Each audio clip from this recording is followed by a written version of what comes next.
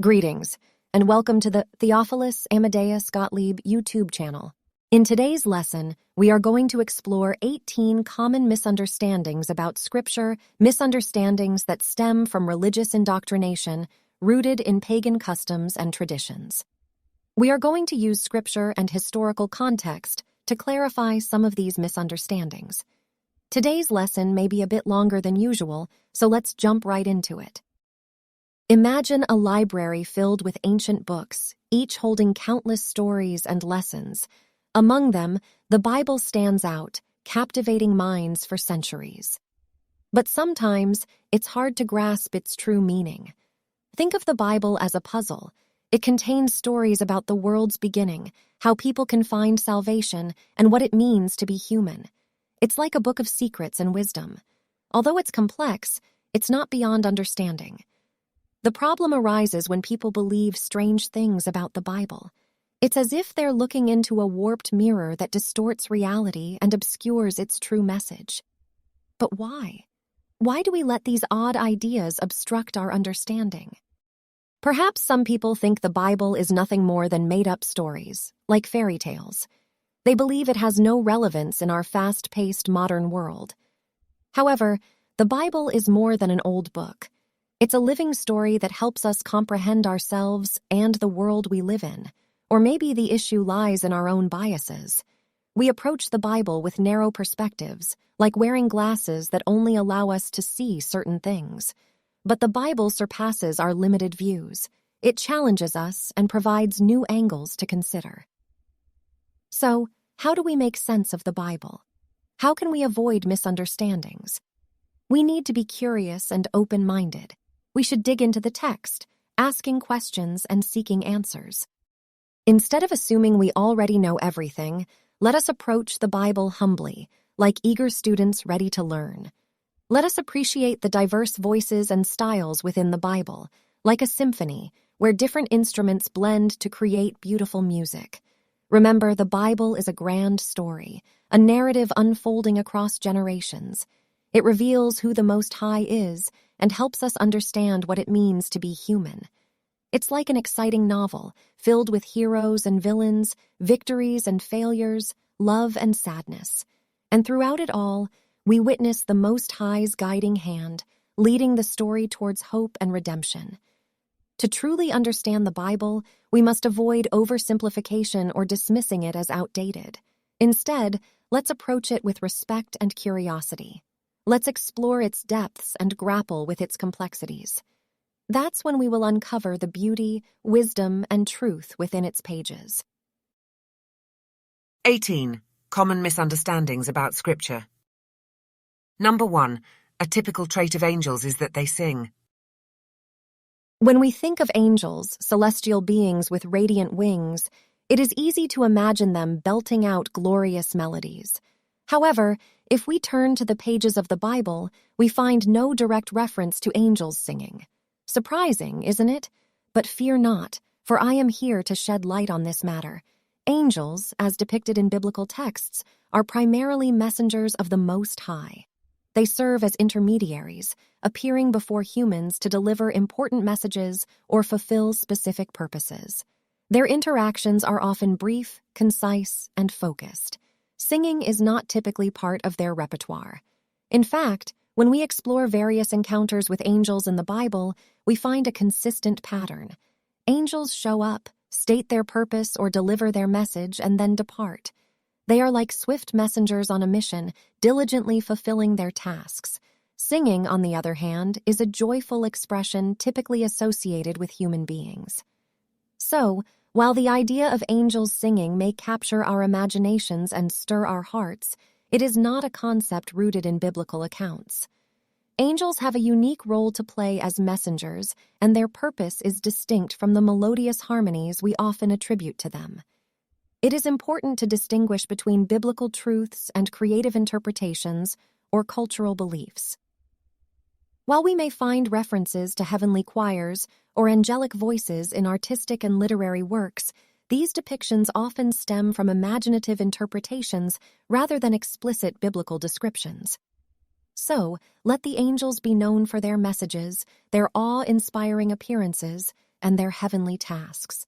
Singing is a gift bestowed upon us, human beings, to express our emotions, share our joy, and lift our spirits. While angels may not sing, their presence in the biblical stories serves as a reminder of the Most High's guidance and protection that surround us. Number 2. Does the Bible say that the earth is flat? The Bible presents a different perspective from our modern worldview on many things. That's one of the reasons why the Bible exists, to provide its unique insights.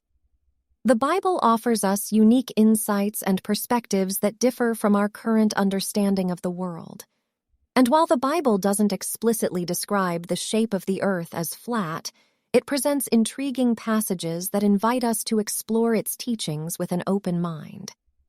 In the book of Isaiah, we encounter a verse that mentions the circle of the earth, Isaiah 40:22. Some have interpreted this as a reference to the circular horizon that meets the sky. However, it's important to note that Isaiah lived in a hilly region, where his own horizon may not have appeared as a perfect circle. Furthermore, Isaiah was renowned for his poetic and literary skills. So if he had intended to specifically refer to the horizon, he likely would have chosen a different word than circle. This leaves room for alternative interpretations that align with a spherical earth. However, let us not stop there. As we look into the book of Job, we stumble upon a remarkable observation in Job 26:7. He stretches out the north over empty space. He hangs the earth on nothing. Here, the text astoundingly declares that the earth is suspended on nothing. This observation challenges ancient world models that believed the earth was supported by pillars or resting on some other foundation. Instead, it aligns with our modern scientific understanding that the earth is suspended in space, devoid of any physical support. This demonstrates the Bible's accuracy in certain scientific aspects, even when it differs from prevailing ancient beliefs. It is a testament to the Bible's ability to convey profound insights that transcend the limitations of its time. In these instances, we witness the remarkable accuracy of the Bible in certain scientific aspects. While its primary purpose may not be to serve as a scientific textbook, it offers glimpses of profound truths that resonate with our expanding knowledge of the natural world. It is a testament to the timeless wisdom contained within its pages. As we explore the Bible's teachings, let us embrace the dynamics between ancient perspectives and our modern understanding. The Bible's passages, when examined with discernment and a willingness to understand the historical context, present a nuanced perspective on the shape of the earth. While it may not explicitly endorse a spherical earth, it provides hints that go beyond a simplistic flat earth notion. Furthermore, the Bible's recognition of the earth's suspension in space, a concept that aligns with our modern scientific understanding, demonstrates the remarkable accuracy it possesses in certain scientific aspects. Number 3. The tree of knowledge of good and evil was a bad tree. Was the tree of knowledge of good and evil bad from the start? The tree and its fruits were as perfect as everything else in paradise. They were a delight to the eyes and seemed like they could make you wise. Let us explore this captivating story of the tree and its tantalizing fruits and unravel the deeper meaning behind Adam and Eve's fateful decision. Picture yourself driving down the road, and there it is, a McDonald's billboard displaying a mouth-watering burger. Instantly, you crave one, don't you? It's hard to resist the temptation. Now, let's draw a parallel between this irresistible burger and the alluring fruit in the Garden of Eden. In the perfect paradise of Eden, the tree and its fruits stood as a pinnacle of beauty and perfection. They were a delight to the eyes, much like that appetizing burger on the billboard. They seemed to possess the power to bestow wisdom, just as that burger promises to satisfy your taste buds. But here's where the story takes an unexpected turn. Adam and Eve made a grave mistake by taking a bite of that forbidden fruit. You see, the fruit wasn't about gaining mere cognitive knowledge or intelligence, as the name knowledge tree might imply. It represented something far more profound. It symbolized the knowledge of good and evil, of ethics and morality. Before they tasted that fruit, Adam and Eve lived in blissful ignorance of evil. Their understanding was limited to the realm of good alone. But when they succumbed to temptation and consumed the fruit, they gained knowledge of both good and evil. Yet, their understanding of good wasn't mature or strong enough to handle the weight of this newfound knowledge of evil. It was as if a gateway to evil had opened within them, and the consequences of this misused knowledge led to their downfall. They lacked the readiness and moral foundation to navigate the complexities of good and evil. The story teaches us that it's not about promoting ignorance or avoiding knowledge altogether. The Bible isn't telling us to stay clueless. Instead, it highlights the consequences that can arise from mishandling knowledge and the importance of having a strong moral compass, to cultivate wisdom and to make choices that align with our values. Knowledge is a powerful tool, but like any tool, it can be misused and bring about unforeseen consequences. Let us heed the lessons from Adam and Eve's story, fortify our moral foundation, and approach knowledge with discernment and wisdom. As you navigate the enticing billboards of life, be mindful of the choices you make, for in each choice lies the potential to shape your path and impact your journey.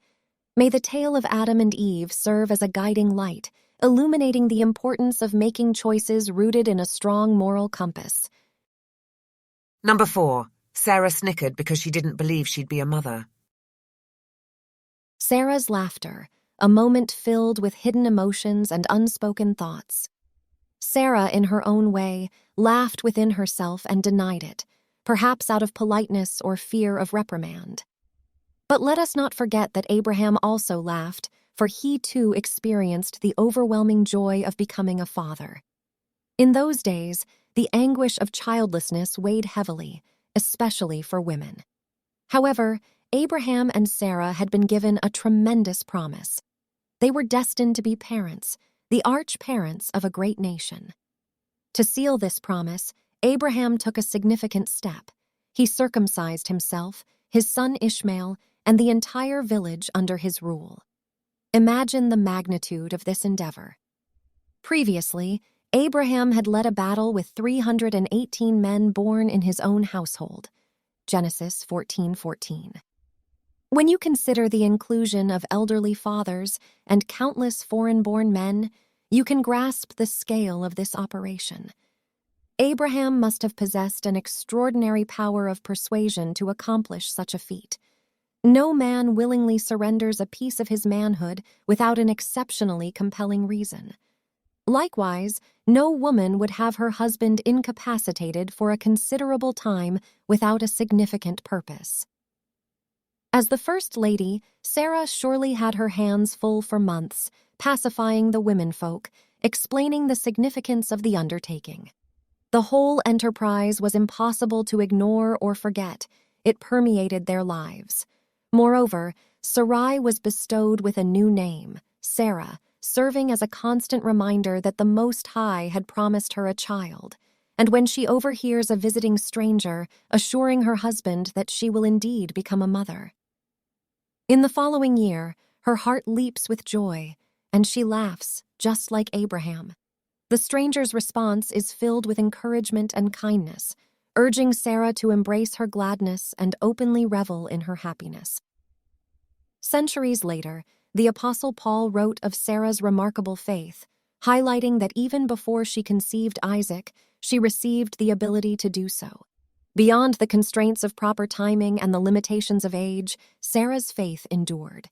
She considered the one who made the promise to be faithful, and that unwavering faith prompted her laughter. Hebrews 11:11. Sarah's laughter stemmed from her faith, existing prior to the conception of Isaac, not as a result of it. It was a joyous expression of her trust in the Most High's promise. Number 5. Jonah was swallowed up by a whale.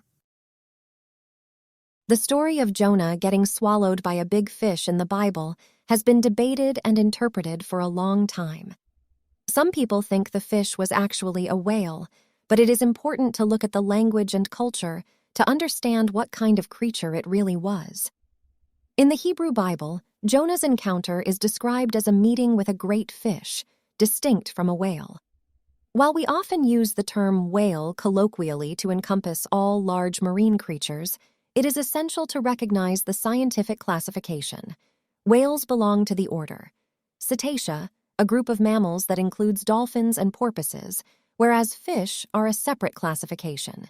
Digging deeper into the linguistic aspect, the Hebrew word used for fish in the original text is dag. Interestingly, this word carries the implication of one of those things that greatly multiply. This semantic nuance sets it apart from whales. Whales, being mammals, possess different reproductive characteristics compared to fish.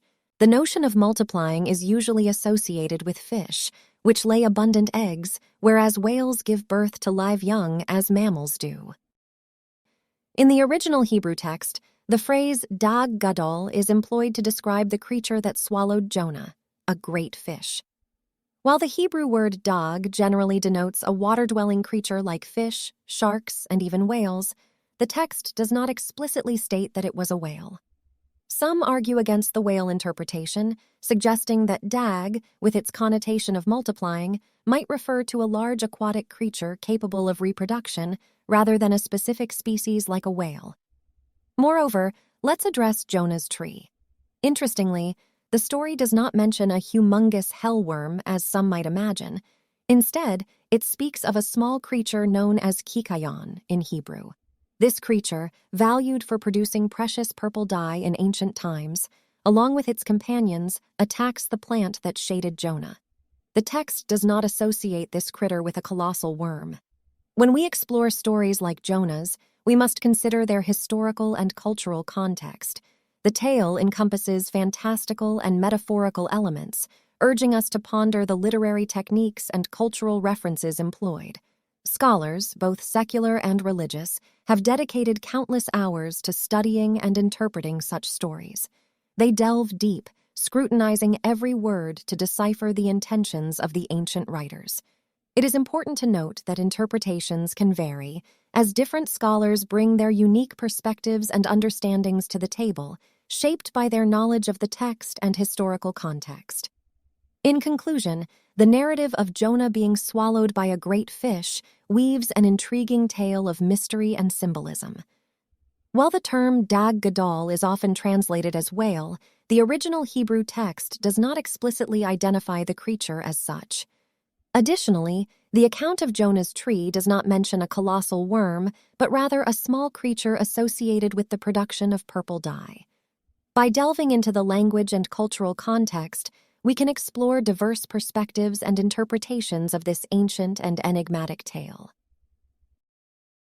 Number 6. Satan is the Most High's counterpole. Darkness and fire belong to Satan.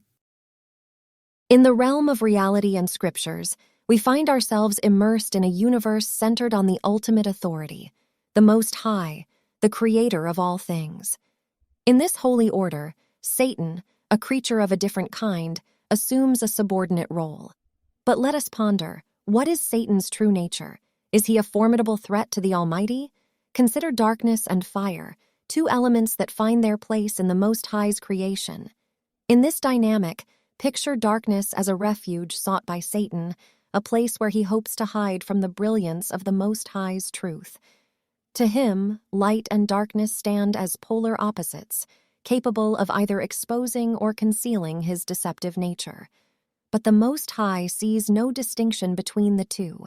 As Psalm 139:12 declares, "Darkness is not truly dark to the Most High, for even in the deepest, darkest night, his presence illuminates every corner."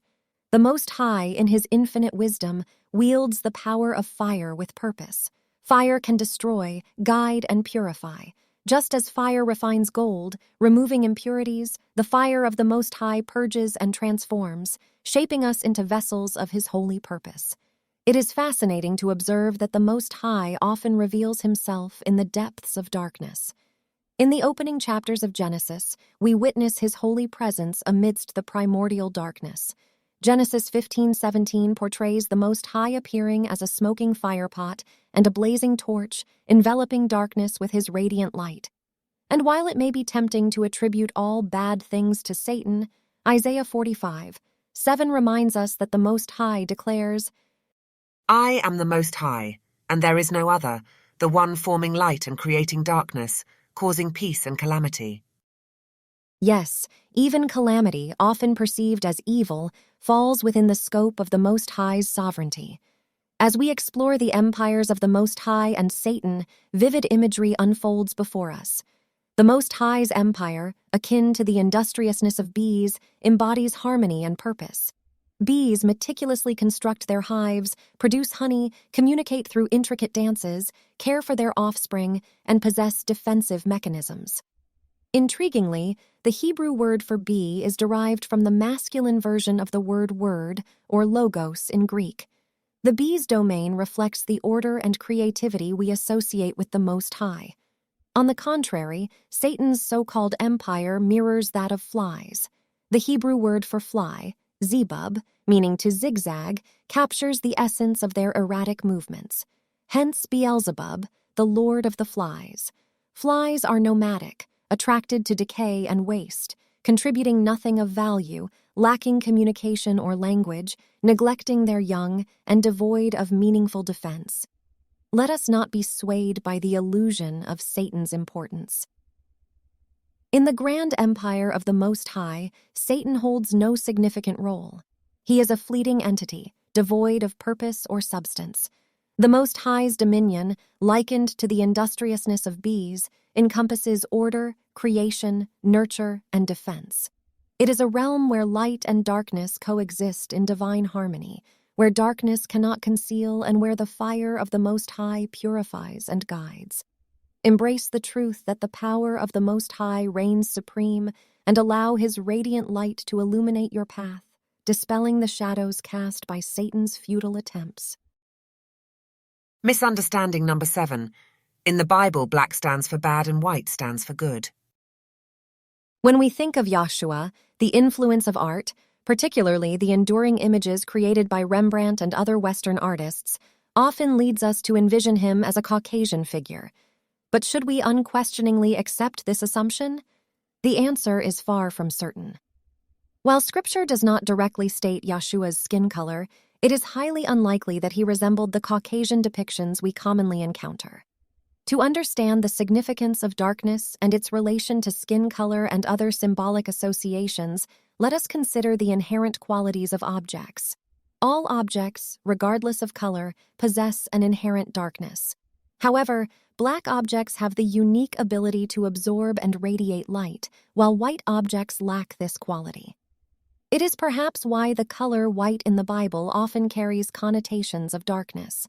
For instance, whiteness of skin is often associated with leprosy, a disease symbolically linked to pride. In biblical symbolism, the moon, which emits a deceptive pseudo-light, is referred to as the White One. Even the name of Jacob's deceitful uncle Laban is derived from the same root as the word for moon. The word for brick, in the Tower of Babel account, also shares this root.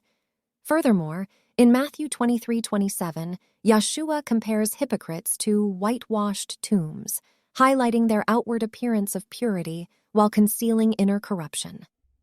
On the other hand, darkness represents not only the absence of light and enlightenment, but also the unknown, the potential of a situation, and even openness and receptivity. In Genesis 1:1, the Spirit of the Most High hovers over the complete darkness, ready to unearth the potential within the formless earth. In Genesis 15:12, the Most High envelops Abraham in deep darkness before engaging in the eternal covenant, showcasing darkness as a precursor to profound engagement. Blackness of skin is rarely discussed in the Bible. Its sole occurrence is in the Song of Solomon, a poetic allegory that symbolizes the relationship between the Most High and his bride, representing the pinnacle of creation, grace, and worthiness. In Song of Solomon 1:5, the bride confidently declares, I am black and beautiful.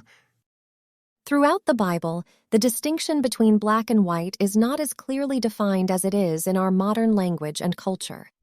When examining the biblical references to black and white, it becomes evident that these distinctions do not align with our contemporary interpretations.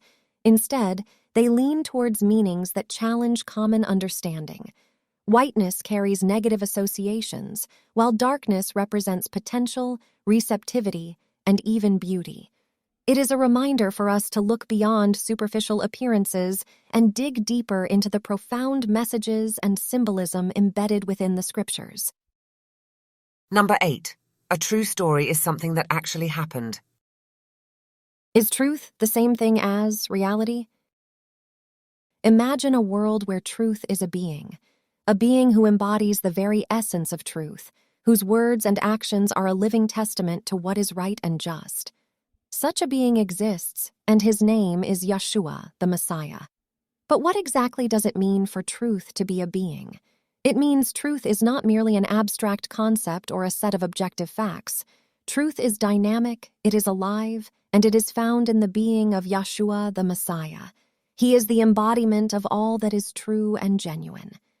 In the book of John, chapter 14, verse 6, Yeshua himself proclaimed, I am the way and the truth and the life.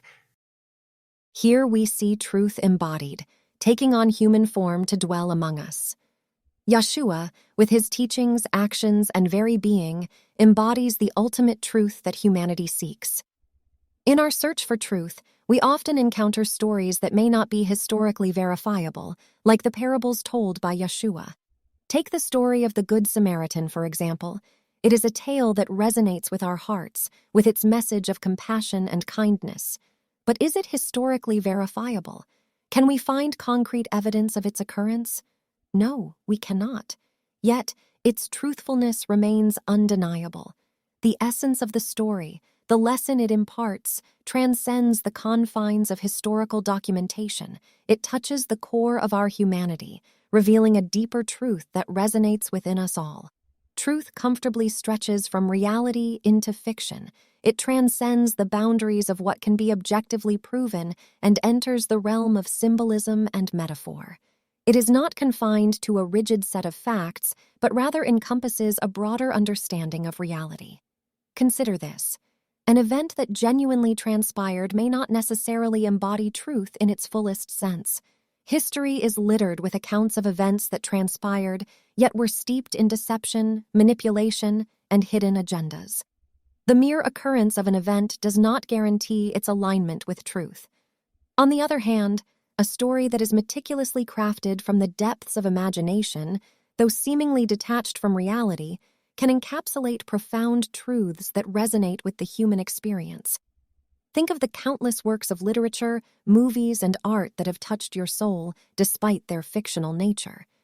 They may not be bound by the constraints of historical accuracy, yet they have the power to evoke emotions, inspire change, and illuminate profound truths about the human condition. The fictional characters of these narratives, like truth itself, breathe life into our imagination and connect with our deepest longings, fears, and aspirations. Just as truth extends beyond the realm of reality, Yeshua, the personification of truth, surpasses the confines of our limited understanding. He is the embodiment of all that is genuine, authentic, and reliable. His teachings, often conveyed through parables and stories, transcend the boundaries of time and culture, resonating with the hearts of people across generations. Embrace the truth as a person, Yeshua, the Messiah, whose life, teachings, and very existence reflect the nature of truth itself. Let us acknowledge that truth, in its magnificent diversity, can comfortably stretch from reality into fiction, breathing life into stories that captivate our souls. Let us seek the deeper truths that lie beneath the surface, embracing the power of stories and metaphors, to illuminate the path toward a more profound understanding of ourselves, our world, and the truth that dwells within us. Number 9. The Bible is the word of the Most High. Is the Bible the word of the Most High? The question of whether the Bible is truly the word of the Most High is a subject of debate and contention. It's like standing on a slippery slope, where one wrong step can send you tumbling into a heated argument. However, let's take a moment to explore this question, challenge our assumptions, and see where it leads us. When we talk about the word of the Most High, we often refer to the Bible, and rightly so. The Bible serves as a vessel through which the Most High speaks to people, sharing his wisdom, guidance, and truths. So, in that sense, the answer seems straightforward. Yes, the Bible is the word of the Most High. But here's where things get interesting. The Most High doesn't confine himself to speaking solely through the Bible. He also speaks through other means. He speaks through sacred texts, through places like the tabernacle, through the wonders of nature, as suggested in Romans 1:20, and even through individuals who may seem to utter nothing but gibberish. Take the example of Balaam, mentioned in Numbers 22-24. Despite his nonsensical ramblings, the Most High chose to speak through him. So, while the Bible is undeniably the word of the Most High, it is not the only medium through which he communicates. Interestingly, if we look closer into the Bible itself, we discover that the specific phrase, word of the Most High, or dabar y2h in Hebrew, logos in Greek, is reserved exclusively for a particular person within the triune nature of the Most High. This person is none other than the one who took on flesh and dwelled among us, Yeshua the Messiah, as described in John 1. We encounter him first in Genesis 15:1, where he appears to Abraham, unveiling his plan for the world and hinting at his future incarnation as a human being. However, it is crucial to differentiate between the Bible and this anointed being. The Bible is a compilation of books, not a living being. It cannot save anyone. Simply memorizing the entire Bible will not bring about salvation. In fact, if we were to pray to the Bible, we would be blatantly violating the first commandment. It's a one-sided affair. We may love the Bible, but it won't reciprocate that love. To grasp this concept, let's draw a comparison. Imagine you're in the bustling heart of Times Square, New York City. A curious tourist approaches you and asks, "Are we in New York?" Without hesitation, you would respond with a resounding yes, but let's say you find yourself in Albany, a city within the state of New York. When faced with the same question, your answer might become a hesitant. Yes, no, yes. You see, there's a distinction between the city and the state, just as there is between the Bible and the Word of the Most High. Similarly, the Bible holds a unique place as the written revelation of the Most High's wisdom and his story. However, it is crucial to recognize that it is distinct from the living Word of the Most High, Yeshua the Messiah. While the Bible can lead us closer to the Most High, it is through our relationship with Yeshua that we truly find salvation, redemption, and the fullness of the Most High's love.